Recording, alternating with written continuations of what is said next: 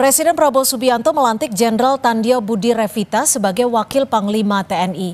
Lalu seberapa penting keberadaan Wakil Panglima TNI dan peran apa yang setidaknya bisa dijalankan? Kami akan membahasnya bersama anggota Komisi 1 DPR RI dari fraksi PDI Perjuangan TB Hasanuddin yang sudah bergabung bersama kami di studio. Selamat petang Bang TB, terima kasih sudah bergabung bersama kami dan hadir di studio. Ini sejak 2000 Wakil Panglima TNI sudah ditiadakan. Saat itu Presiden Gus Dur yang meniadakannya. Sebenarnya apa urgensinya saat ini sudah kembali ada Wakil Panglima TNI? Ya, jadi kalau kita lihat tahun 2000 sekian itu kan tidak dilanjutkan oleh Gus Dur. Betul. Keberadaan Wakil Panglima TNI. Ya, mengapa? Memang belum perlu sekali. Lalu sekarang dikembangkan kembali atau diposisikan kembali. Saya baru kembali dari Batu Jajar ya. Dan kemudian jadi ikut menyaksikan ya? Ikut menyaksikan. Di situ diresmikan 6 kodam. Yang pertama itu kodam di Riau, kemudian kodam di Sumbar, kemudian di Lampung, Kalimantan Selatan, kemudian Kalimantan Tengah, Sulawesi Tengah dan Papua. Jadi ada 6 kodam. Kemudian juga peresmian pembentukan 20 brigade. Itu tidak sedikit ya. Di dalamnya ada 100 batalion. Lalu pengembangan pasukan khusus ya, Kopassus ditambah kira-kira 6 grup.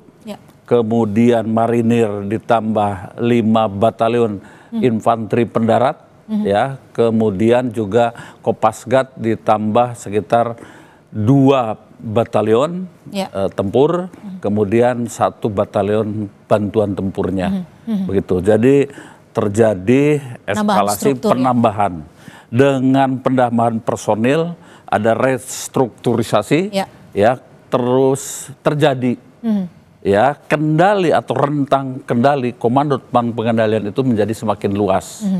Plus tentu tupoksinya bertambah, sehingga di situ dibutuhkan Wakil Panglima TNI. Jadi ini konsekuensi logis dari pengembangan kesiapan prajurit TNI. Bang TB, ini kan kalau bisa dilihat dari runutannya, ini dihidupkan kembali pada 2019 dan dan dilantik hari ini.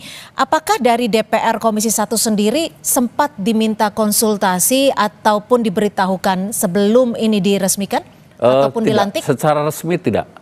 Tetapi disampaikan bahwa kesatuan TNI sekarang ini direncanakan dalam konsep pertahanannya akan lebih besar lagi menghadapi ancaman. Sehingga dibutuhkan seorang Wakil Panglima TNI. Karena sesuai dengan undang-undang TNI yang ada, Wakil Panglima itu ya tidak perlu mendapatkan persetujuan dari DPR. Menarik, Wakil Panglima itu berpangkat bintang 4 seperti Kasal, tetapi tidak mungkin jadi Panglima TNI. Ya, karena apa? Karena untuk syarat menjadi Panglima TNI harus pernah atau sedang menjadi Kepala Staf baik darat, laut maupun udara. Begitu. Jika memang diberlakukannya kembali Wakil Panglima TNI karena ada tupoksi yang begitu besar, nanti pertanggungjawabannya ataupun tugas pokoknya akan seperti apa? Apa yang membedakan antara Panglima dan Wakil Panglima? Apakah nantinya akan ada tumpang tindih atau bagaimana? Saya kira tidak. Jadi yang namanya wakil wajib membantu pelaksanaan tupoksi dari Panglima TNI. Wajib itu ya, wakil itu. Dan biasanya dibagi wakil itu lebih banyak kepada koordinasi intern ya, dan kemudian pembinaan ke bawah, terutama masalah disiplin, begitu. Jika pada tahun 2000 sempat ditiadakan di eranya Presiden Gus Dur, lalu apa sih yang sebenarnya menjadi alasan utama selain dari tupoksi yang kita bicarakan tadi, Wakil Panglima TNI kembali dihidupkan? Ya karena sekarang rentang kendalinya, komando dan pengendaliannya semakin luas, ya misalnya saja yang tadinya para komandan pasukan khusus itu dilantik sekarang menjadi panglima, tidak lagi jadi komandan, menjadi panglima, maka itu menjadi sebuah situasi yang memang memerlukan konsentrasi dari para elit panglima di atas, ya, sehingga butuh bantuan untuk mengkonsolidasikannya, mengkoordinasikannya, dan sekalian mengkonsolidasikannya tentang satuan ini yang begitu luas, ya, dan tetap Panglima TNI tentu eksis di situ. Oke, Bang TB, kalau kita bicara soal Tentara Nasional Indonesia, inilah kita bicara soal pertahanan negara. Iya. Apakah dengan dihidupkannya kembali wakil Panglima TNI ada ancaman pertahanan negara yang dikhawatirkan sehingga membutuhkan istilahnya dua pucuk pimpinan di TNI? Saya tidak melihat dari keberadaan wakil dulu ya. Tetapi dengan reorganisasi prajurit TNI yang cukup besar, ya, tentu ini ada ancaman yang lebih besar. Itu bisa disimpulkan karena apa? Struktur pembentukan postur TNI, penghitungannya itu berawal dari ancaman. Ancaman, kemudian standar penangkalan, setelah itu anggaran yang dimiliki, dan kemudian dibentuklah postur TNI. Dari situ bisa dilihat kalau postur TNI plus berkembang, maka kita punya biaya untuk itu, tetapi juga tentu ancamannya juga lebih banyak. Sehingga pengembangan TNI ini memang disiapkan untuk terjadi hal-hal yang tidak kita kehendaki. Oke, jadi memang untuk mengantisipasi adanya hal-hal ataupun ancaman itu sendiri. Bang TB, lalu mengapa wakil Panglima TNI ini harus ataupun setelah dilantik berasal dari Angkatan Darat ya?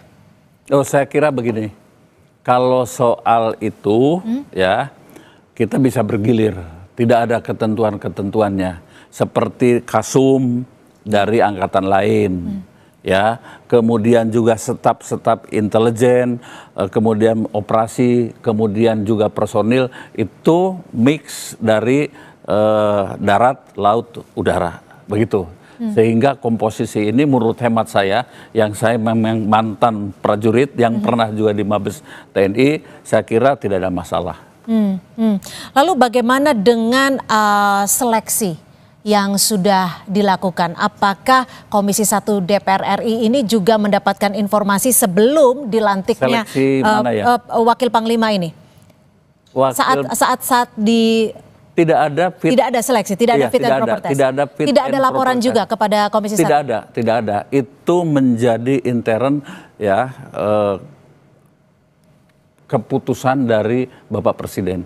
Ya, hanya Panglima TNI saja yang harus mendapatkan persetujuan setelah fit and proper test dengan DPR, dalam hal ini Komisi 1. Oke, Bang TB, lalu kita bicara soal struktur. Ketika kita bicara, Anda tadi menyebut ada 6 kodam tambahan, ada juga strukturisasi di bidang-bidang lain termasuk Kopassus yang semakin besar saat ini penambahannya. 6 grup ya.